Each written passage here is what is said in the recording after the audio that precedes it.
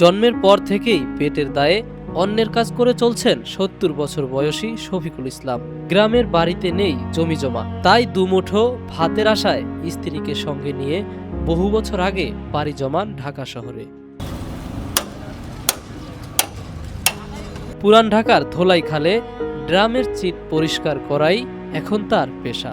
তীব্র রোদে ঘন্টার পর ঘন্টা কাজ করেও দিনে আয় হয় মাত্র ৩০০ থেকে ৪০০ টাকা। একটি চিট পরিষ্কার করলে পান ৪০ থেকে ৫০ টাকা। এটা একটা সাফ করলে ৫০ টাকা পাই। বাসায় আমরা স্বামী স্ত্রী দুইজন থাকি। সেই বেড়া ১০-১২ বছরের বেশি হইলো আইছি। আমি মাছ বেতনে পরে নাগা দিই, বাইরে বাইরে বাইরে বাইরে কাম করি। গরিব মানুষ, জায়গা জমি নাই, হাল গরু নাই, হাতের উপরে চলি ফিরি খাই। পাঞ্জাবের জগতে একটি বিশ্বস্ত নাম, শাবাব এথনিক ওয়্যার।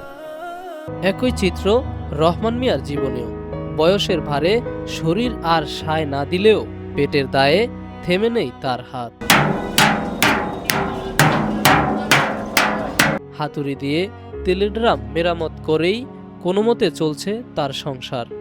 বয়সের এই শেষ প্রান্তেও যেন অবসর বলে কিছু নেই তাদের জীবনে। রমজান মাসেও বদলায় না এই বাস্তবতা।